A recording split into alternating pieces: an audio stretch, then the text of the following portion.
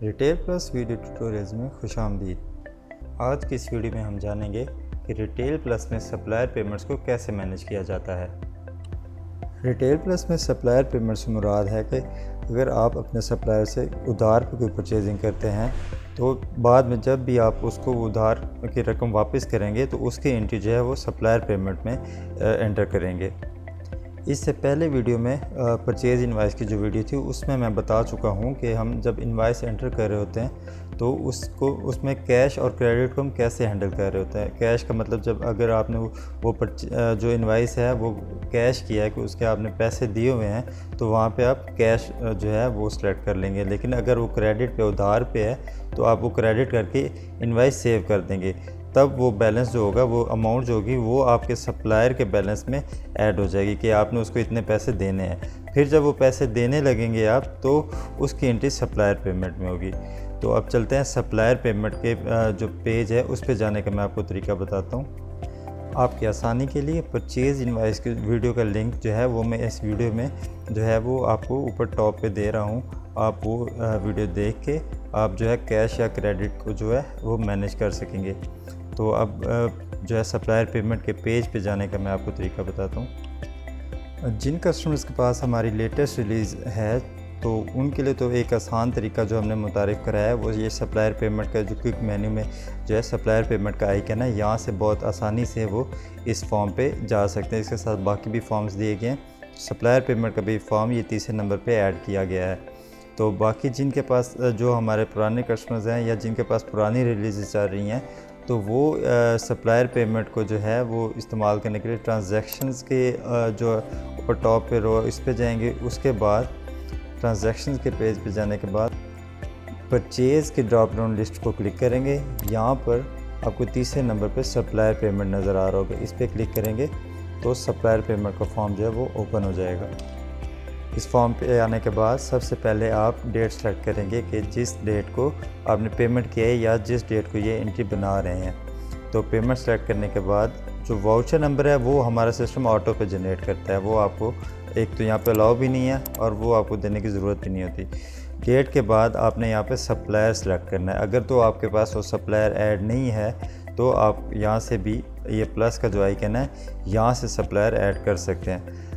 वैसे तो मैक्सिमम जो यहाँ पे आप जिस सप्लायर को पेमेंट करेंगे वो पहले से ऐड होगा, क्योंकि आपके पास उसका बैलेंस होना चाहिए जिसको आप पे कर रहे हैं। तो अगर इनकेस नहीं भी है तो आप यहाँ से भी ऐड कर सकते हैं। तो सबसे पहले आप सप्लायर सेलेक्ट करेंगे। फॉर एग्ज़ाम्पल मैं ये मेरा अहमद ट्रेडर है, ये मैंने सप्लायर सेलेक्ट किया।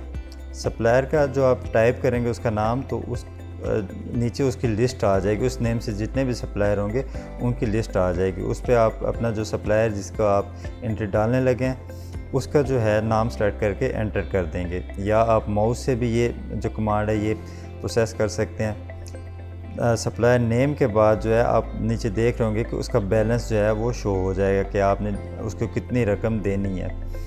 तो उसके बाद आपने ये कैश बैंक अकाउंट जो है, इससे मुराद है कि आप किस अकाउंट हेड से वो पेमेंट अदा कर रहे हैं। कैश इन हैंड मतलब जो आपका काउंटर कैश है उससे वो पे कर रहे हैं या बैंक से पे कर रहे हैं। इसमें ये वाज़ह एक बात कर दूं आपको कि आप जिस भी हेड से पेमेंट कर रहे होंगे उसमें जो अमाउंट है वो आपकी प्लस पॉजिटिव में होनी चाहिए। मतलब ये मेरे पास जैसे देखें कैश इन हैंड माइनस में शो हो रही है 1,40,000, तो ये मैं इस अकाउंट हेड से बिल्कुल भी नहीं पे कर सकता, क्योंकि ये मेरे पास ऑलरेडी जो अकाउंट है वो नेगेटिव अमाउंट है।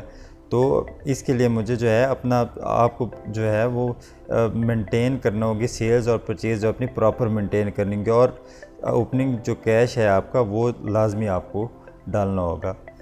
तो मेरे पास अभी ये कैश इन हैंड माइनस में, इसलिए मैं ये अकाउंट से जो है वो पे कर रहा हूँ, बैंक अकाउंट से। बैंक अकाउंट में मेरे पास देखें पॉजिटिव जो है मतलब 69,000 अमाउंट जो है वो शो हो रही है, तो मैं यहाँ से पे कर सकता हूँ। तो ये मेरा अकाउंट बैलेंस शो हो गया। इसके बाद अगर आप कोई मैनुअल रिकॉर्ड आपके पास है, कोई रजिस्टर वगैरह, तो उसका पेज नंबर वगैरह भी एंटर कर सकते हैं। उसके बाद आपने वाउचर अमाउंट लिखने है कि आप कितनी अमाउंट उसको पे कर रहे हैं। मेरे बैलेंस आप देख लें कि 15,000 है। फॉर एग्जांपल मैं 15,000 दे रहा हूँ तो मैं 15,000 ही लिख दूँगा, या कम दे रहा हूँ तो जितनी अमाउंट होगी वो लिख देंगे। उसके बाद रिमार्क्स के कॉलम में आप जो भी उससे रिलेटेड कोई डिटेल होगी, कोई भी किसी किस्म के भी आप जो इस एंट्री में ऐड करना चाहें वो लिख देंगे। ये लिखने के बाद आप जो है इस एंट्री को सेव कर देंगे। सेव करने के लिए मैं पहले भी बता चुका हूँ, ये Ctrl+S, ये कहीं भी आप सेव की कमांड जो है वो देना चाहेंगे तो Ctrl+S करेंगे रिटेल प्लस में, तो वो सेव हो जाएगी एंट्री। तो Ctrl+S कर दिया, उसके बाद ये एंट्री मेरी सेव हो गई है।